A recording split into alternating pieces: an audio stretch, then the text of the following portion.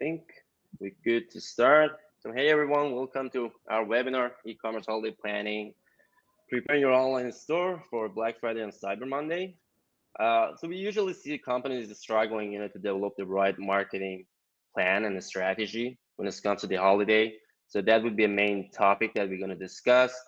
And thank you everyone who's live here, and we really appreciate you joining us live. We really want you to ask us questions, even like during any topics that we're discussing, like the emails or SMS marketing or strategy or the community building. So if you have any questions about your own marketing strategy, you can ask us. I'm Ali Payani, co-founder and CEO of Looking LA. We're a full-service data-driven marketing agency in Burbank. And I'm here with two fantastic, amazing people to have a great conversation. And first, I introduced Tim Peckover. He's Senior Manager of Marketing and Community at Smile. So it's really a great platform for maximizing your customer acquisition and really turning your customers into a really passionate advocates. And also we're here with Amit Mehta. He's a Senior Partnership Manager at Omnisend, which is the really easy to use platform for e-commerces, email marketing, SMS marketing, and automation. I'm sure like all the Shopify users heard of or using these two platforms. So welcome and thank you guys for being here. So team, start with you. If we want to introduce, if I missed anything, so start with you. Sure. Yeah. Like you said, my name is Tim Peckover. I'm the manager for marketing community at Smile. If you're not familiar with Smile, we are a loyalty program platform.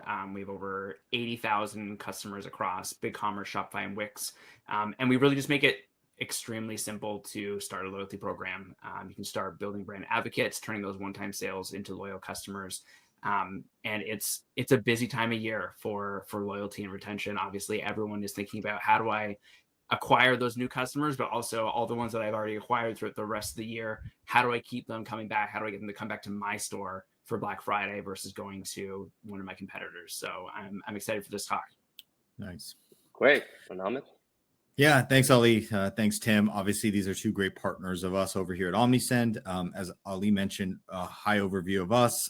We are a omni-channel marketing automation platform designed to help nimble e-commerce retail teams utilize email, SMS, web push notification. You can build a Google customer match or Facebook custom audiences in our platform. Like Tim, we have over about 70,000 customers worldwide. We integrate with Shopify, BigCommerce, WooCommerce, Wix, across the board. And again, I was right before we joined the live on stage, I was telling Ali and Tim that, yeah, this is for email specifically. This is like our Super Bowl. Again, I think we all are prepared as just consumers to have our inboxes hit with brands that we've interacted with from that standpoint. So again, it's a lot of great data that you're going to be able to see here today from the guys over at Looking LA and Smile, and excited to be here. Great, thanks. Yeah. So let's just start with the main kind of a question I think like everybody is looking for is what would be the best, if you guys think, the approach to developing the marketing strategy. So after that, I'll explain also like our approach as an agency to building up. But team, what do you think is the best approach and a strategy to build or have a really successful BFCM?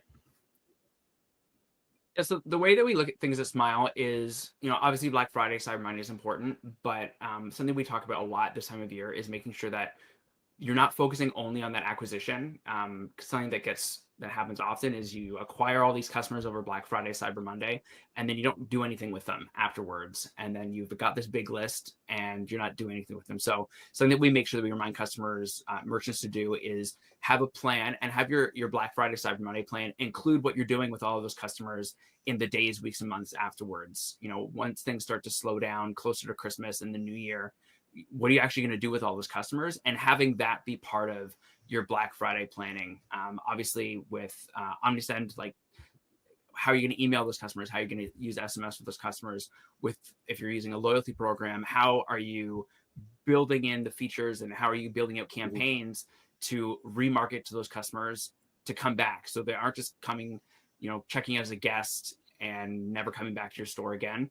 Because this is the Super Bowl, but at the same time, like, you're going to have a huge potential list of customers that you're going to be able to reacquire. And, you know, everyone has heard that it's much cheaper to convert and market to existing customers than it is to acquire new ones. So have a plan in place and start building out that plan now to figure out how are you going to remarket to those customers, because it is going to be so much easier and there's going to be so much potential value stored in those customers that you're acquiring through Black Friday, Cyber Monday. I totally agree. I don't know how much detail you want to get into now, but I can. Yeah, no, appreciate that, Tim. Yeah, that's great feedback for sure. I think one of the big things, I think right when those that joined the webinar, we asked that question, how many of you started planning out your Cyber Monday or Black Friday, Cyber Monday?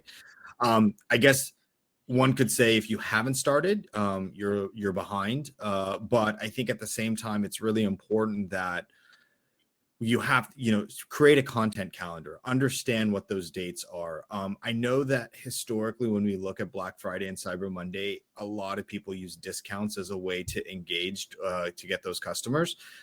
My thought is, why hold your best discounts on for Black Friday and Cyber Monday? Because I think that you have shoppers who are going to be purchasing earlier. I think, and also for those of you who just joined the webinar, we were just briefly talking about this idea that we're still living in a very unique time, right? So when you look at the landscape, you looked at 2020, I think we all unfortunately had to go through COVID, right? And so COVID really changed how companies were using their e-commerce stores. So the traditional brick and mortar stores had to go online because they may not have been able to have the same amount of guests inside their store. So they had to go online from that standpoint.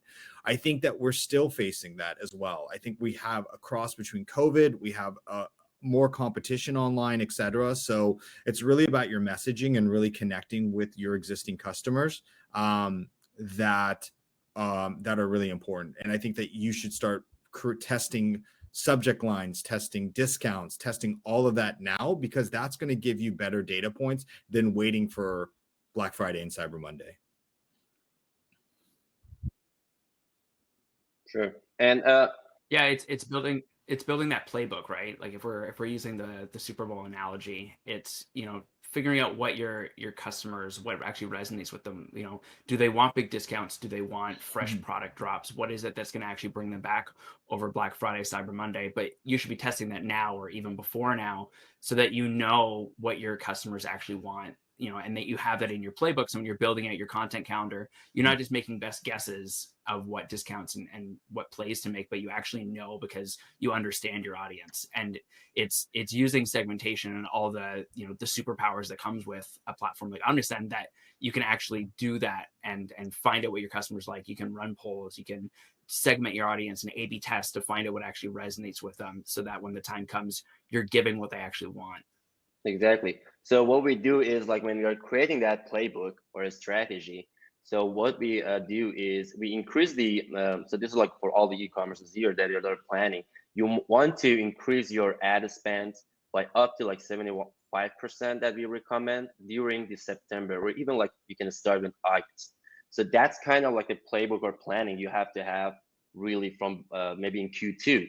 So it's not only about like what ads we're gonna run or what deals we're gonna run during the Black Friday, So it's really to increase your ad spend so you can increase the traffic. So that would be your goal.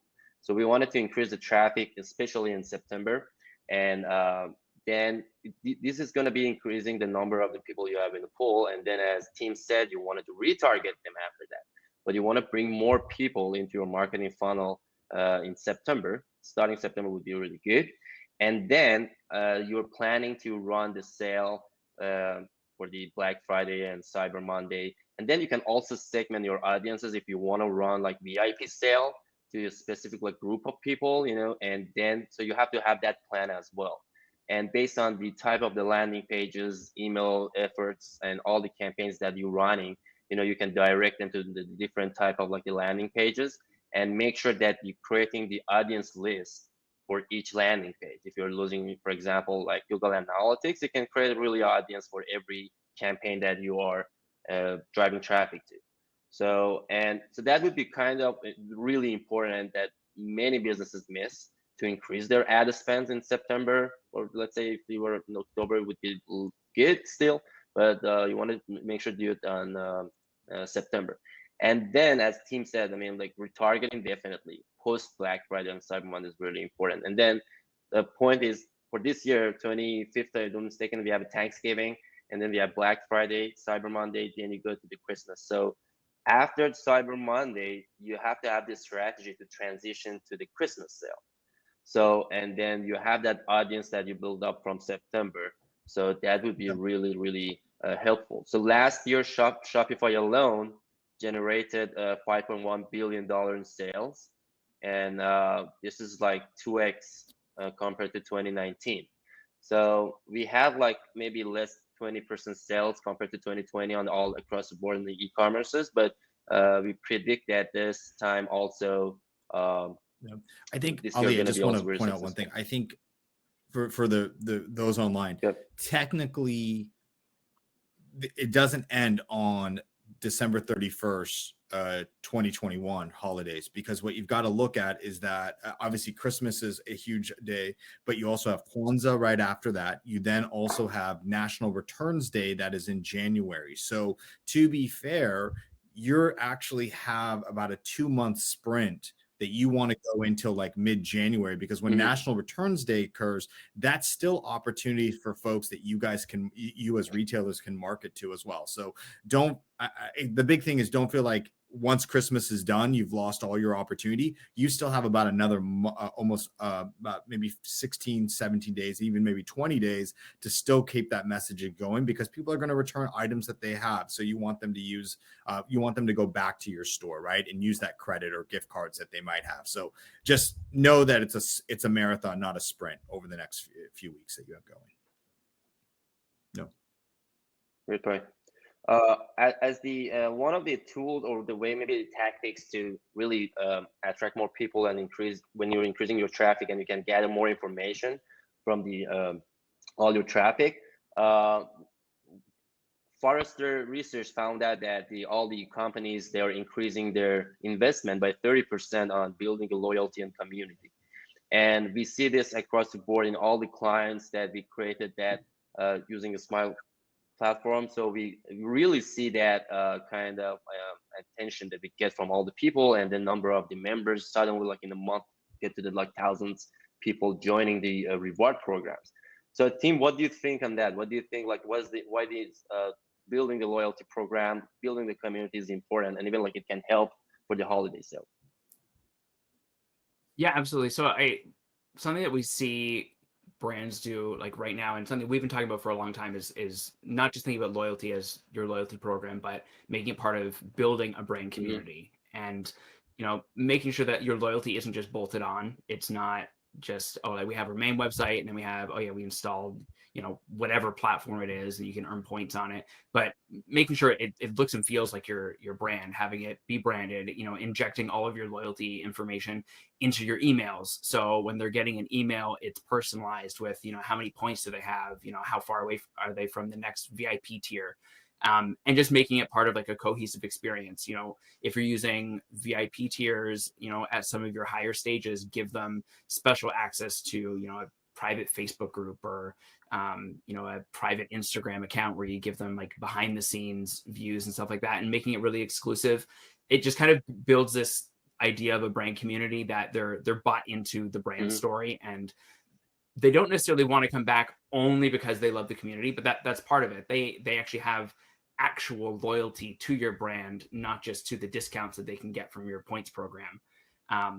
And as far as how it plays into Black Friday, Cyber Monday, like you said, when we have all these new customers that are being acquired for the holidays, that's a huge volume of new loyalty program members. And something that campaigns that we often tell people to run is make sure they do like a bonus points campaign. So if you have a loyalty program turned on and customers are coming Black Friday, Cyber Monday, making all these purchases, they're building up these huge point balances.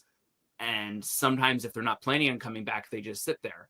And so something that we encourage people to do is after returns day or in the new year, when things start to slow down, run, a bonus points campaign where your points that used to be worth only, you could cash them in and get $5 off. Now they can cash them in and get $10 off. and make it even more valuable for them to come back, cash in those points, and make another purchase. Because then it just creates that feedback loop where they're cashing in points, making a purchase, and they're earning points of that purchase. And then you can keep bringing them back in to use those points on new purchases. And you aren't just giving away discounts. They're actually having to do something, making a purchase, engaging with your social media, whatever it is, to earn that discount that you're giving them. So it's just creating that sense of loyalty because of the brand community, but also making it actually like monetarily viable for them to keep coming back because of the program at the same time. Great. And one of the tactics that we used to really increase the number of the members for the all the programs that we had for was really including joining our community on the email marketing, on the, like, if you're blasting the blogs, if you have like any posts on social media. So you really wanted to also advertise that, so you really wanted to have that advertised on your social media, on your email marketing efforts, to tell people that we have this community, so you can join us. Even you can add a link or a landing page explaining the program more in details on your website. That would be really cool. Great. Amit, what do you think of, we see really trends in SMS marketing. So yeah, so what I think like 76% of shoppers want to be communicated through multiple channels. So I think SMS is SMS is more of, it's a really driven channel in the form that it requires immediate response when we look at it. So I think that's one of the big things. I think that when you look at SMS, it's very conversational in nature. So my thought is this: I know that a lot of brands get nervous about SMS, right? I mean, it's been around for a while, but from a retail perspective, it's still relatively new. Our suggestion is if you have a pop-up on your website and you're collecting that phone number, if a customer is giving you that phone number, they're telling you they want to be communicated to in that channel. So take that opportunity to connect with them. You don't have to, on an SMS perspective, you don't have to have it be only promotional. It can be something as a follow-up. One item you could do is one of the things that I'm sure we'll get into conversations about when it comes to automations is, a post-purchase, right? So someone buys that experience, they're very in love with your brand. Post-purchase is great because you can then share like, hey, this is how you can take care of that item that you bought, or here's people who bought this also bought that. Why not have a text, use SMS as a way, hey, I just wanted to check in and see how you would rate the product or something like that, because that's another way to really create that connection. So my theory is use SMS because people are wanting to be connected with that. If they've given you the phone number, they've already given you permission that they want to be spoken in that channel. I think you're missing out on that opportunity if you're not using that, because it is so conversational. It creates that one-to-one relationship. So, and I think part of that conversational part too that some brands miss is talking the way your customers talk. If your customers use emojis. If you're a very casual brand, I've seen a lot of really successful brands actually create like a persona that's texting their customers. It's not just a text from Acme Corp. It's a text from like Tim from Acme, and it's actually someone that's sending the text. So it feels like a conversation that you'd get from a friend because it's right there alongside their text from their friends. But it is promotional, or it is from a brand. So I think that's something that's valuable that I don't see a lot of brands using, but I've seen it be very successful when it is done. Right. What do you think, Tim, it would be a best maybe practices to increase the conversion using the loyalty program? One of the points you said, like maybe increasing the points or the reward during the Black Friday. So we tested that and it works really great. So what do you think maybe the other the practices would be?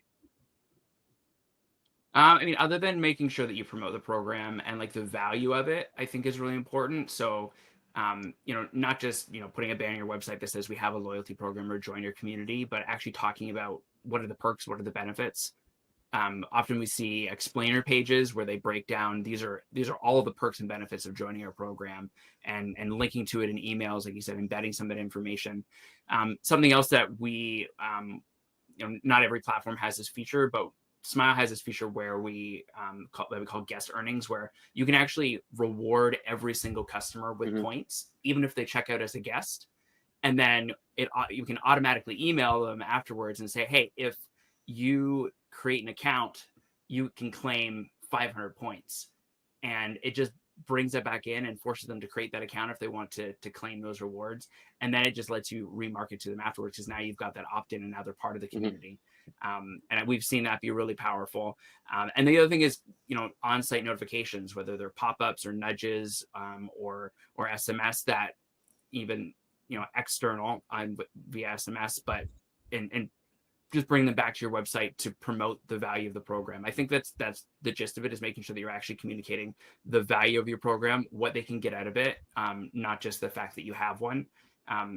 It's a known thing in marketing emails that if you talk about yourself, no one cares. But if you talk to your customers, whether it's sales or marketing emails, about, why are you actually talking to them? What can they get out of it? Why should they even care about this email, this social post, this SMS? I think that's where a lot of the value will be for your store in general, whether it's loyalty programs or SMS. It's communicating why your customers should actually care, and putting the focus on them, not just on what your store wants out of them. Great. Another point would be, since Chase, you said your creative team are starting next week. So one of the mistakes that some of the e-commerces do is try to be kind of like over creative when it comes to the Black Friday sales, and then they design or develop, produce like the videos or animated ads that they are not really clear on the message that this is like a Black Friday sale, or this is like the Cyber Monday deal.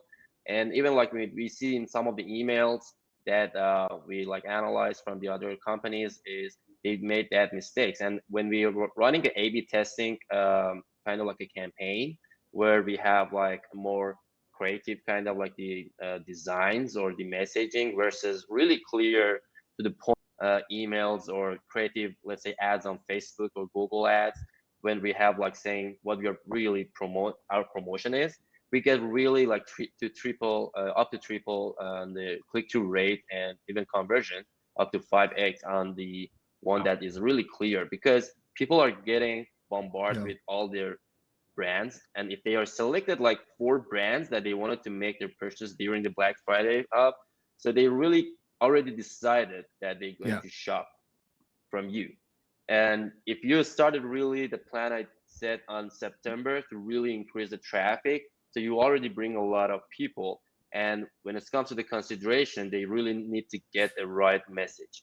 So make sure that you really. I think, Ali, one thing I would just add on to that for anyone who's on the call, retailer wise, really promote your value adds that you have. Like, again, we all know it's a very competitive space. Like, you have to somehow distinguish yourself. So if you do offer free shipping, highlight that you offer free shipping. If you offer curbside pickup, highlight that you do that. If you offer 24/7 customer support, highlight that. Those are all things that are going to make you distinguish yourself from your competitors, because those are things that people want. So for example, if I have, I live in Southern California, so, Ali, I know we live in Southern California, the Grove, right? Maybe I don't want to deal with parking, but if you have a location that I can literally just run up to the store, someone can give me my item so I don't have to park and fight for parking and all that. That's a great value for you guys. So I would definitely use that, whether that be in promotional emails or automations.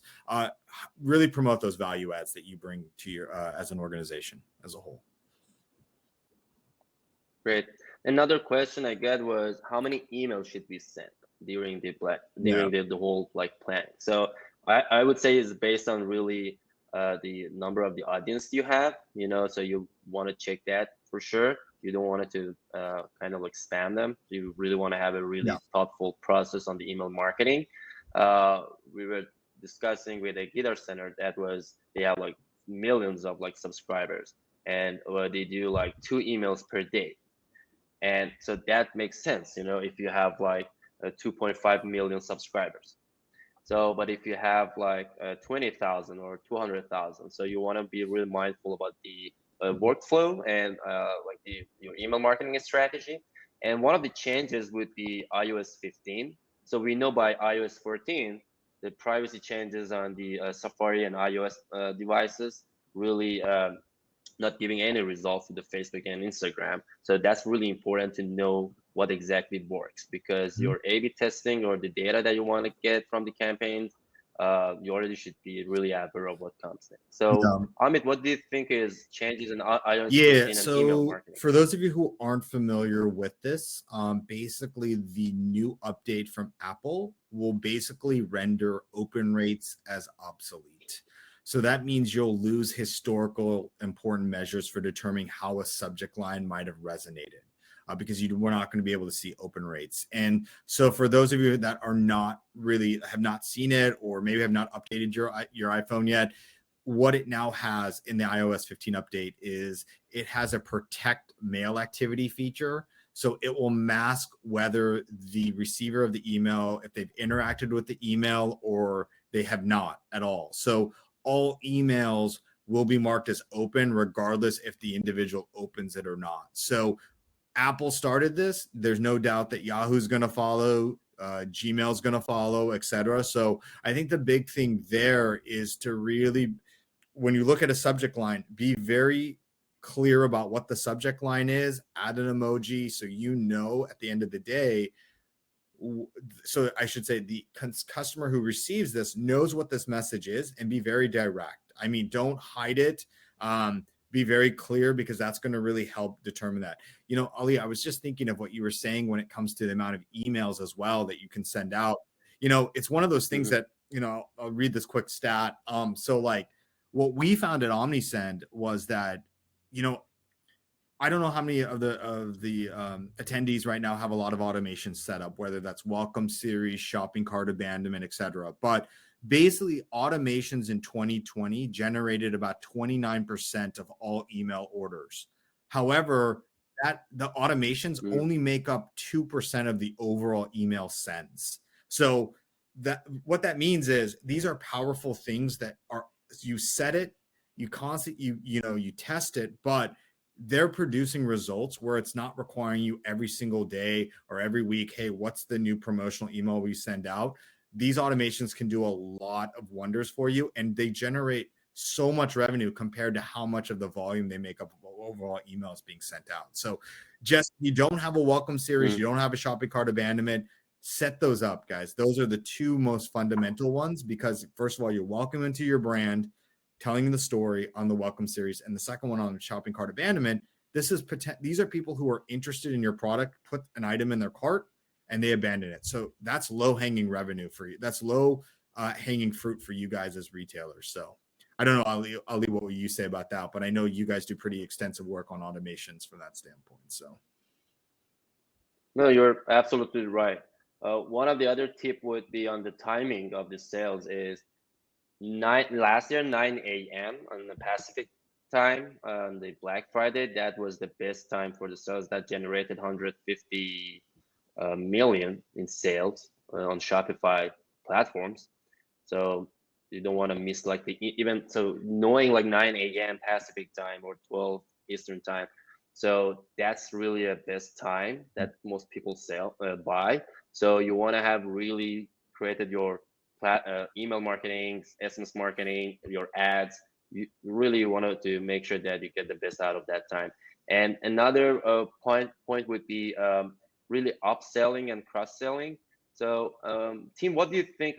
We use this a lot, that when we have the community of like thousands of people for clients, what do you think the other tactics that we can use, like upselling to the community during the Black Friday or even like after that you said? So even like throughout the year? Yeah, absolutely. Upselling works. Like, it's just a known fact that upselling and cross-selling are valuable. And I think when we're talking about loyalty, one of the things that we do is that's related to it is when someone has enough points that they can cash in, is not just giving away discounts. Discounts are great. People love discounts. At the same time, some people aren't just in it for the discounts. Having some of those items that you might do an upsell or a cross-sell with that are accessories or adjacent items, and using those as products that you can let them get for free, or having exclusive items that they can only access by cashing in points to get. We've seen that be really valuable as far as an exclusivity standpoint. People love feeling like they're getting something that no one else has. And when you use your community and your loyalty program to motivate people to spend more and earn points and to get that whether it's special product or a special flavor. People really are drawn to that. People want to be part of the community that gets that. I often refer to Starbucks and their gold card. That I don't know. I actually don't know if they still mail them out though. But I know when you reach a certain point status with Starbucks, they used to physically mail you a gold gift card that you could have. And social media is just filled with people with pictures, just like showing people their gold gift card. You want to create that kind of exclusivity with your brand. Make it, whether it's just being able to achieve a certain VIP status, or like I said, having exclusive products or product lines that only your VIPs can get, or people can only access by cashing in points, can go a long way. Great. Another question, Tim, for you would be asking, how do we keep selling after the Black Friday? I think you mentioned retargeting, so maybe you can elaborate more on that. Yeah, the retargeting with the bonus points campaign is one of the things that we talk about the most, is using the list that you have and doing those bonus campaigns. But it's also doing smart segmentation, doing targeted campaigns to your most valuable customers, your VIPs, the customers that buy from you. The top 2% of your customers buy more than the bottom 98% as far as actual revenue goes. And so having targeted campaigns to target your most loyal customers, it just turns into revenue for your brand. And so being able to actually segment by whether you're actually using a loyalty program to say, my platinum or my gold status VIP customers, or you're just using your Shopify data to say that the customers that have spent over a certain threshold, or that have bought from me a certain number of times, and sending targeted emails to them can have a huge value. And then at the same time, segmenting for everyone else. How do you actually turn those customers that have only bought once or twice and bringing them back in ways that aren't necessarily just going to be discounts, so that you can turn them into those sold, customers that are just like sold in your brand, and those brand advocates. One other thing that I'll talk about quickly is referrals. That can be a form of remarketing, kind of, where afterwards, when someone has bought from your brand, they've maybe left you a positive review that they enjoyed it. Prompt them to invite their friends to purchase from you. Use a loyalty program and a referral program to actually make it beneficial for brand advocates to invite their friends. Don't just have them send an email to their friends and say, hey, you can get 10% off, but make sure that they're getting a discount or a free product or something in return for referring people. And that brings new people into your brand, helps you acquire new customers. Then it also just solidifies those brand advocates and gets them more excited to keep talking about your brand and buying more. We actually use that on the Black Friday campaign as well, as a message to the customers to say, and even for the retargeting, we use that to have like, hey, you're gonna get also like $10 more for the Black Friday sales when you are referring someone, and the others party also gonna get like $10 more because of that. And then that really grabbed the attention, that they were really more active on that, and they were like posting it on their social channels, also in the group, So that's the great point. And customer retention is another point that we really should be taking care of when it comes to the advertisement, especially like the Black Friday. So one of the really great feature we use on Omnisend is really a tool of the customer retentions, when we have like the group of the audience who are going silent for a month, and then maybe you're about to lose them. And so Amit, can you explain more kind of like on the different segments that so they have obviously I'm sure the folks in attendance here who will listen afterwards are using some form of segmentation. I think if you're not, start, because I think so, like the argument would be is, do you always, if you have a loyal customer that's going to buy once a month, or it's going to be once a month, do you really have to offer them a discount, right? You probably don't. So I think it's really important to understand where your customer is in the buying cycle. That's where some of these emails could be really valuable if you are learning how to segment. So for example, if you're a subscriber-based business, for example, an individual normally orders every 30 days, and you're a little concerned about that, send them an email maybe 5 days before where they need to renew their subscription or their reorder, and say, hey, just want to let you know you're about 5 days before you need to reorder. That's a good reminder. If someone has lapsed, for example, as well, you can, hey, we miss you, or something like that. So again, you really want to be able to use that data to make business-driven decisions rather than sending out one generic email to everybody, because it goes back to this idea of personalization. We as consumers want to feel that the brand knows who we are, knows what we purchase, know what we like, because we've invested in them. We want the brands to invest back into us. So I think that's where it's really key. If you're not using segmentation, try to do that. I think also, Ali, I could be wrong here based off a previous discussion about how much email should I send. If you segment really, really well, you can have a segment of maybe only 3 people, which means you don't have to, I mean, you could have a segment very, very specific of only 3 people, and you sending that email to 3 individuals can produce a better ROI than you sending it to 1,000 people, right? Because you've been so targeted, Right. you understand what they purchase, what they like, when they purchase. The tools are in these platforms. So I would suggest using them, because it's going to really save you guys a lot of time, and you're probably going to get a better ROI. I hope that answered your question, Ali, what you were looking for. Yeah. Yeah, no, exactly. What we always say is, like, you don't want to send one email to all your, the same email to everyone, you know? So if you're segmented right, if you have the people that you are about to lose, let's say 5,000 people that they're not even active. And another would be a problem that we get a lot is the companies asking us that we don't have anything to upsell, you know? So our industry or our product is like one-time kind of a purchase. So what should we do? So that comes also to I want to say, like, always the innovation, or even like the adding, like, let's say the lifestyle accessories to your website. So it give you also some opportunities there. So we did that, and for one of our clients, and it was really, really successful. So it was again the same one-time products, but we added lifestyle, like a t-shirts during, especially like in the Black Friday.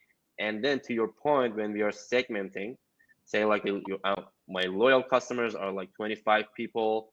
So the message you wanted to send them via the email, it would be different than the people that you are just acquired in September by increasing your ad spend. So, and all that would be different. So you really want to make sure that you segment all those people. And I got one question from Miles. Says you mentioned that companies considering not using their largest discount of the year on Black Friday. So would it be recommended to consider it for January to continue your holiday sales? That's a fair question. Again, what I would say is, when I say your biggest discounts, maybe don't wait to hold your biggest discount on Black Friday or Cyber Monday. Maybe do it earlier. Maybe you want to treat your VIP clients a little bit stronger, or, you know, give them a sort of a teaser. Hey, this is what you get compared to other folks. Now, I think the big thing is there's going to be so much new customer acquisition during this season. The main goal is, remember, you just don't want them to have that one sale. You want them to be a repeat customer. As they're unwrapping their first purchase for the holidays, you want them to already start thinking about their second purchase or their third purchase. So my feeling is, if you don't have to discount, don't discount, because again, that's learned behavior, because shoppers are savvy, right? So what, you know, if you, example being a shopping cart abandonment strategy, if your third email is always going to be the biggest discount, you know what's going to happen? The customer is most likely going to wait to that third email before they make that purchase, because they've been trained. They understand that's when the biggest purchase comes into. So that's why there's other things other than going with discounts. What I would suggest is potentially maybe it's something else instead of just going discount focused. It could be, let me think off the top of my head. Instead of focusing just on discount, maybe think of focusing on, hey, this is how you take care of your product, or hey, here's another thing you can do. It just changes that conversation where you're not training the person to think that I only need to buy when the discount comes from. It's really about personalized. Maybe it's a personalized recommendation. Hey, people who buy this, buy this. That's a good opportunity as well. So Yeah, I apologize for my maybe not being super clear. I don't think you have to go. You should use discounts if you feel valuable. I just don't think you should wait to hold your best discounts to Black Friday and Cyber Monday, because I think you can test to see if it works, because you only have one shot at Black Friday and Cyber Monday. So I think that was Well, that would be exactly in exactly the playbook, you know, where you want to have maybe a VIP sale for this group of people, right? And then you want to like test even any other like promotions you have, so you can do that. And then as Amit said, right, yeah, you can have like different like segments with a different like even deal. And another great question by Amy was, are you considering the supply chain disruptions and the impact as you set up a campaign for Black Friday? So this is very true. So we get that from the manufacturing clients, you know, that they always usually like have that problem as well, you know, when they have like the manufacturing as well as like all the whole supply chain, especially like when the pandemic happened. That was a really, really big problem. Tim, what are your thoughts on that? Yeah, I'm seeing, you know, this year compared to last year, it's certainly less of a mailing and postage and shipping problem as much as it is. I'm seeing a lot of D2C brands that are just struggling with getting their products in stock because there's just shipping containers just sitting there waiting to get unloaded, and there's such a backlog. So I do think giving your customers, whether it's your VIPs or just, you know, your mailing list, and obviously you can do segmentations to make sure it's personalized, but make sure they know when, you know, based on your current projections or your forecasted projections, when that drop dead date is going to be. You know, they might have to order before Black Friday if they want to get it for Christmas, depending on what your current lead times are like. And so don't wait around for Black Friday or after that to start communicating those issues with your customer base. If you have customers that regularly purchase frequently, make sure they know sooner rather than later that they might not be able to get things when they normally would expect it. So it's not loyalty program related at all, but it's something that certainly everyone should be thinking about, especially because it doesn't seem like these backlogs are going to just clear up anytime soon. Yeah, great. Yeah, I see like Amy has another point on the post office extended delivery time on first class mail from 3 days to 2 weeks. So as you said, exactly. So what we want to make sure, if you're a marketing team, you wanted to really sync with the management of the company, you know, to make sure that you're not damaging the brand during the promotions or the holidays, you know, because if you are you're telling like your customers that, hey, you're going to get the product in 3 days, if you tell them like now, hey, you know what, the post office changed the 3 days to 2 weeks now, so sorry, but you want to know all this information in advance and then be really transparent, because people know that they're going to have a problem in the shipping, so they want to go with the company that they really transparent with them. Amit, do you have any I think points on that? I think what you guys have said is spot on. I think the other thing as well is that's another automation that you can create. And again, you can create an order delay automation. Again, that's another thing you can say, hey, just to expect there is a delay. Because I think at the end of the day, customers understand that things happen, but they just want to be in the know. And I think that's where I think if you also in your post-purchase email, they made the product, if you put in, hey, where's my package, right? And you can put that shipping and that information, because people just want to know where they expect items to be. So if they can mentally prepare for that, it's going to create a better user experience. I think they understand that it's not the brand's fault. They understand that there's some things they can't control, but setting the proper expectations now would be a lot better than when it's too late. And then you've got customer service issues 100% from that standpoint. Yeah. Well, and that kind of calls back to Amit, you were talking about like making sure you're calling out when you have features or differentiators like free shipping. If free shipping is something that you're known for, except right now your free shipping is going to take, you know, it used to be 3 days and now it's 2 weeks. You know, make sure that you call out somewhere on your website, like, yeah, you can get free shipping, but also if you want it timely, you're going to have to pay for FedEx or UPS or whatever your options are. So that you're not promoting a differentiator that actually ends up hurting your brand 100%. In the long run. Exactly. Another fact would be during the holiday, probably like, let's say for this year when we have like the Thanksgiving on 25th and Black Friday is 26th, right? So you want to make sure that you have your best campaigns. Let's say you have the driven a lot of traffic to your company. You have increased the list, the subscribers. You have great ads and email marketing. But if the Thanksgiving in 25th, you want to make sure on 20th, on 19th, you have your best kind of like the emails or any campaigns. If you have the loyalty program that you made some changes, you want to announce it to tell them like on 19th. So typically the customer journey is that they really made a decision that who they want to buy from on 5 days, 6 days or a week before Black Friday and Thanksgiving. And then on Black Friday, they make the last decision. So whoever gets the better email, that's why I'm saying like you have to be clear on your message on the Black Friday, especially if you're running the email on 9 a.m. So that would be kind of like your sales, basically, that really generates sales. So those are some of the points that I hope that all the companies pay attention to. So that was a really great talk, guys. Tim, do you have any other points to add? I don't think so. I think we covered pretty much everything. I think one of the biggest things for everyone is just having that plan in place, having that calendar set up, making sure you know how you're going to segment. And loyalty might be part of your brand. It might not be. As you get closer and closer to Black Friday, Cyber Monday, it makes it a little bit harder to think about launching a loyalty program if you don't have one, because it can be a little disruptive if you're trying to say, come back for Black Friday, Cyber Monday, but also join our loyalty program at the same time.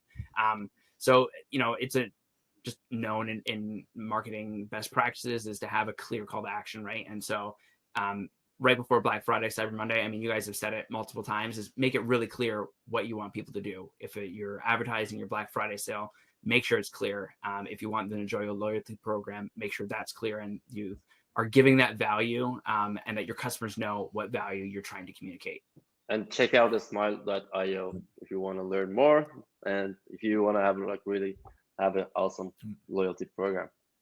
Great. Amit, I think Tim nailed a lot of great things, guys. Again, we know that being a retailer, there are so many factors that you can't control, like from shipping to other things, like what's going on from the pandemic side. But there are things that you guys can take in control. So, I mean, if you haven't started planning, plan. And if you haven't built out these automations, build out these automations, test them, trial them. Again, it's all about testing, because again, what you have to realize, guys, is that if everybody had the exact formula, everybody would be making hand over fist financially money. But it's always about testing. It's always about trying to get better and better. And so ultimately just, be keen to that, be keen to things that you can't control, like shipping, like we've talked about. But I think the most important thing at the end of the day is have fun. This is a great opportunity. Remember, this is the start for a lot of you guys to build that relationship with this customer the very first time. So again, don't think, okay, I've got them once, they bought from me. You got to still keep remembering that you want them to buy a second time, a third time, a fourth time as well. So definitely just we wish you guys the best of success. Obviously, if there's anything we can do at the Omnisend side, I'm sure my email address will be provided. We're here to support you guys 100% with any tips and tricks. But thanks, Ali and Tim, for letting me be a part of this great discussion. Yep. Thank you. Yeah, thank you guys. Yeah. Thank you. Bye, guys. Bye. Bye. Bye. Bye.